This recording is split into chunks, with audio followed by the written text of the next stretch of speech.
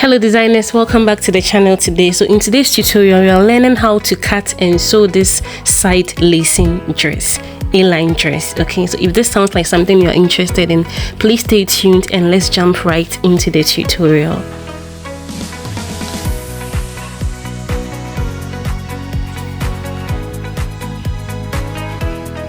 So you will need 2.5 yards of fabric for this type of dress. Alright, now because of the nature of the fabric, I'm going to demonstrate it on this piece of paper. I'm using a bust point of 10 inches, shoulder to waist of 15. My shoulder to waist is 16, but I'm using 15 inches, and then about 23 inches shoulder to hip. That is 8 inches from the shoulder to waist line. Alright, and then you draw out your lines the way you see me doing. Now for the record, you can rock your dress any way you want to, alright, using any neckline that you want to. But mine, I'm going to be using the asymmetric neckline that you saw in the middle of the clip at the beginning, alright.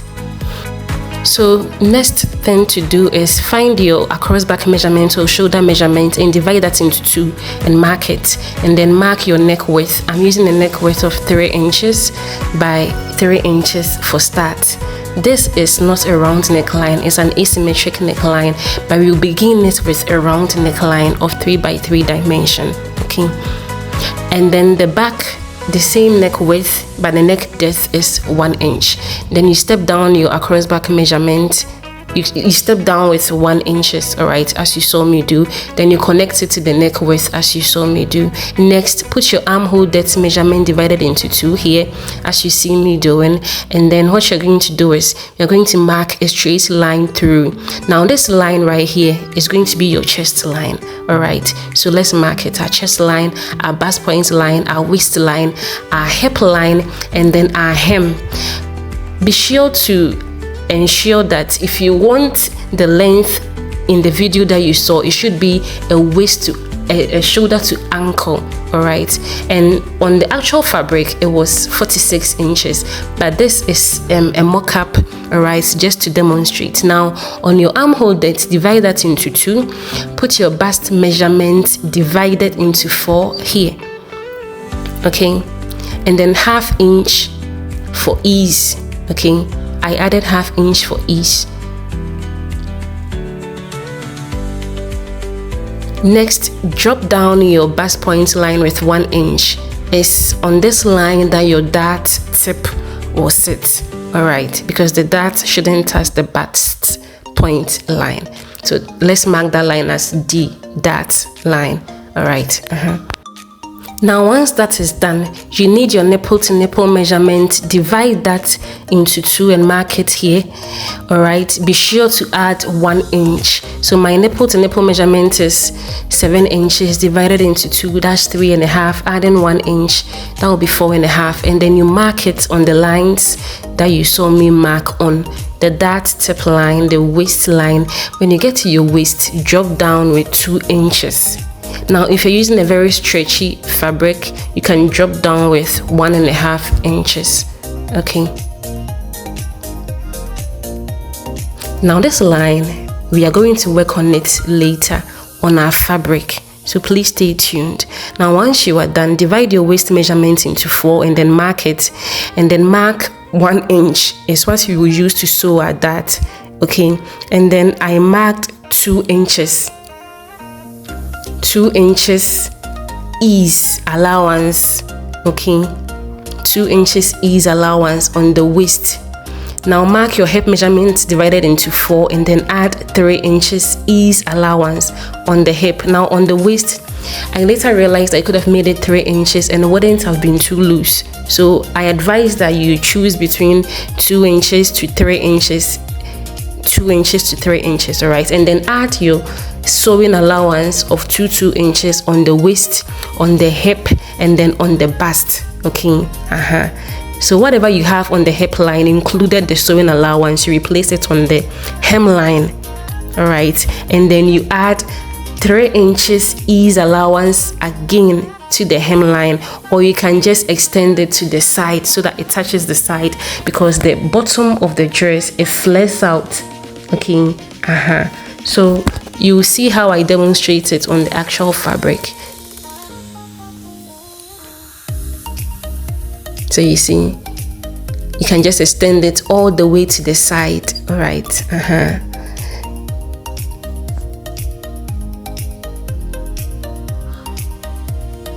Now once we are done, we cut out. Be sure to first cut out the back neckline. Add 1/2 inches over the shoulders. This will be for the shoulder joining so that it doesn't affect your measurement. All right, and then you cut out.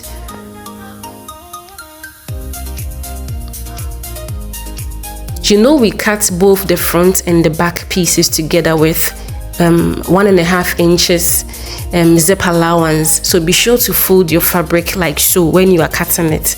All right. So once you are done, you cut out your neck. Like I said, our neck is an asymmetric line, so we are not yet done with the neckline. We are going to work on it further.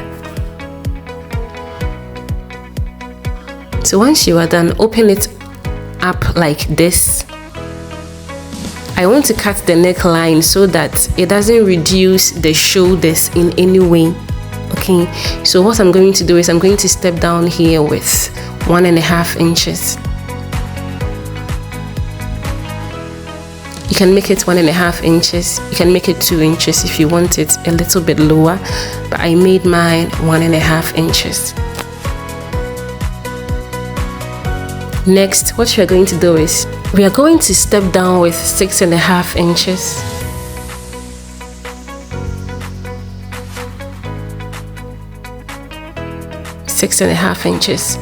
All right, 6.5 inches, and then you mark it to the shoulder like that. Now in actuality, we just marked 6 inches because there is already 1/2 inches shoulder joining. All right, now once you are done sewing all, it will be about 6.5 inches. All right, so what you're going to do next is we are going to connect our points in this fashion that you see me doing. Okay, our goal is not to reduce the shoulder, because if you extend it and reduce the shoulder at the front, you are going to have to reduce the shoulder also at the back. There is a type of asymmetric neckline that will reduce the shoulder so that the neck is widened, but this is not in that case. This is not that kind of neckline. All right, this is the type of asymmetric that doesn't affect the shoulder measurement. Okay. So this is it. It might look weird like this, but once all is said and done, it will give you the effect you saw mine to have in the video clip that you saw from the start. All right.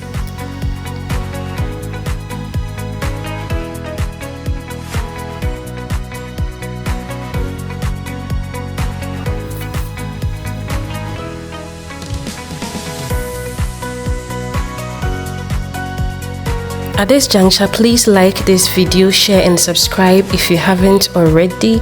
Thank you so much.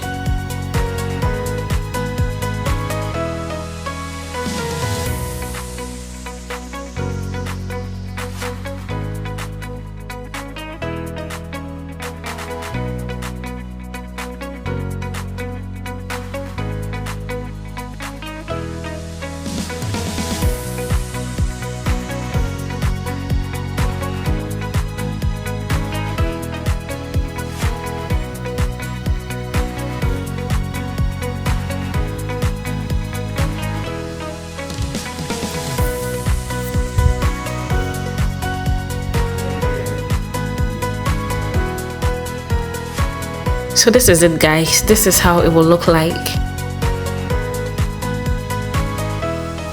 So I'm repeating the cutting out on the fabric here.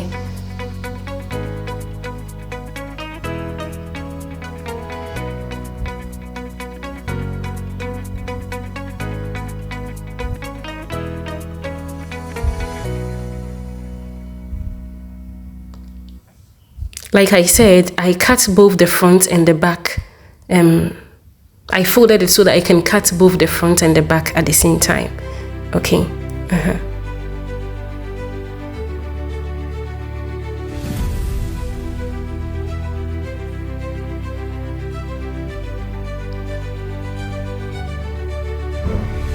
Now, I told you we're going to work on the dart. So this is what we are going to do to it. We are going to cut it out.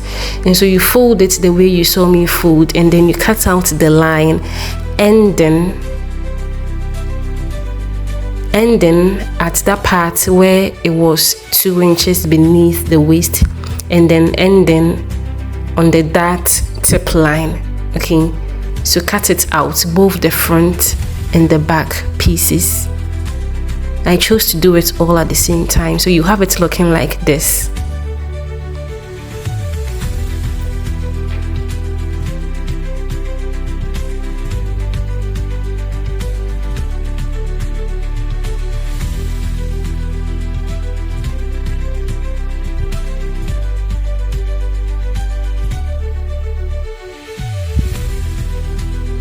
Now I'm not going to be lining this dress, so I'm going to be using facings instead. All right. So I will be cutting the facings next to use to turn the neckline. So what you see me doing is in that is to start that process of cutting the facings. So this is an asymmetric line. So how are you going to cut the facing? You align your shoulders in this way, and you cut that part that looks like a round neckline. All right, you cut it out. I used about 2.5 inches for the shoulder of the facing.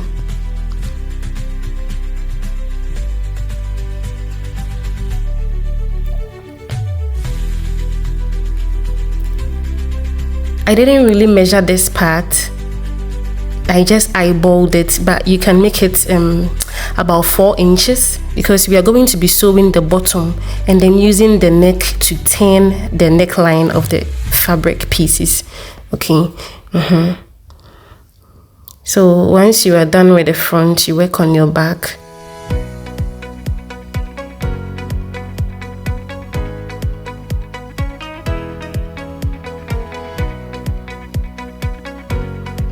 Ensure that you use the same shoulder for both the front facing and the right facing, because after sewing you want to ensure that they align.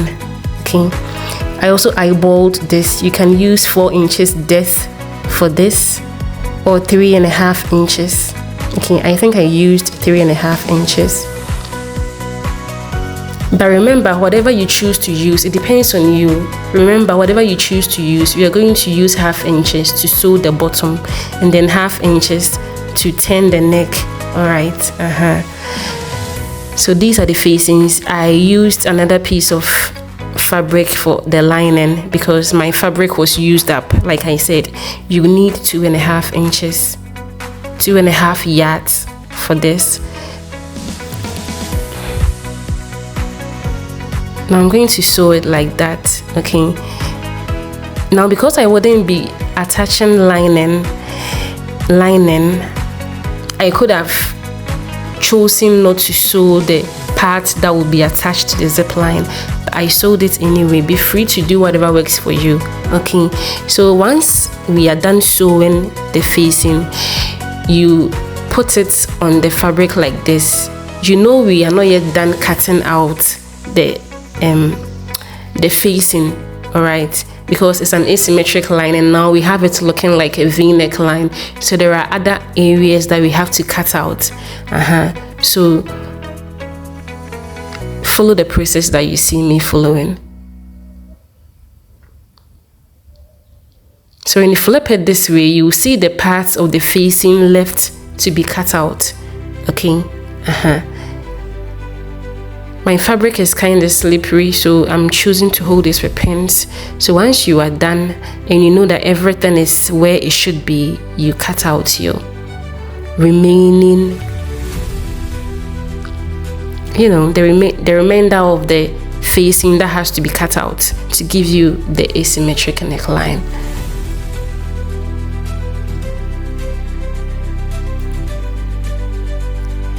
Now that we are done, we are going to sew it with 1/2 inch.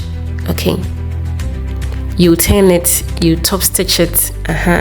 We are going to do the same for the back pieces also.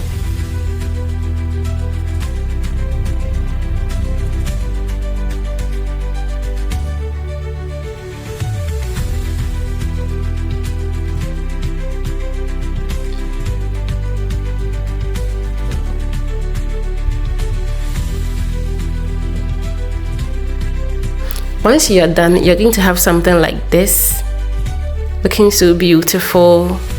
So beautiful. Now what we are going to do next is we are going to work on our loops. Now it's in these loops that we are going to lace up. Okay, so I have this piece of fabric, is 40 inches. You're going to fold it to create the loops. Fold it this way, fold the other side this way, and then that way, and then you stitch it. Now each loop, I think I used about 2.5 inches, but you can make it 3 inches. So any that works for you. Okay, you need about 6 pieces each for each side. Okay.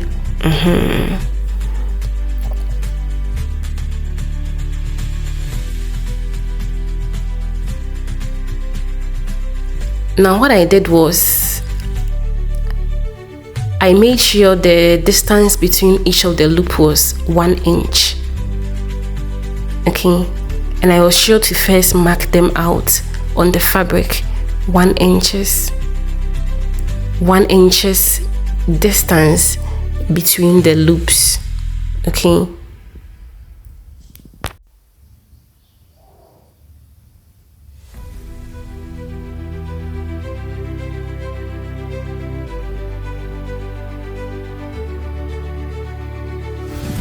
So what you're going to do is you pick each loop, and then the fold side should go into the fabric. Okay, and you want to ensure that you leave about 1/2 inches outside like this, and then you hold it with your pins. Ensure that you pay very close attention to how you are placing it. You can choose to place it exactly on the line, or above the line, or beneath the line. Whichever way you choose to do it, pay attention to it, because you're going to have to do the same thing on all of the sides. Okay, so that it matches. If you mess it up, it's going to mess up. When you are lacing it, you realize that they are not aligned perpendicularly or in parallel. Although they're in parallel, they are not aligned. It will make lacing very difficult. So pay attention and stick to one way of fixing it. Okay. So you fix it on all the sides. Ensure that you leave 1/2 inches out. I realize that this is the better way, to leave 1/2 inches out, because on this side I did it this way. On the opposite side, I did it in another way, and I realized that this was the better way. The first method was the better way. Okay. Once you are done, you sew it with 1/2 inch. Okay. So this was what I meant. On this side, I ensured that 1/2 inches wasn't left peeking out, unlike this side. And by the time I was done sewing it, I realized that they were falling out. Okay, so you want to ensure that you stitch it. When you're stitching it, you tighten the stitch. All right, and then you stitch it. You walk over it about 3 times. All right. So you sew it like this. So once you are done sewing, it should look something like this.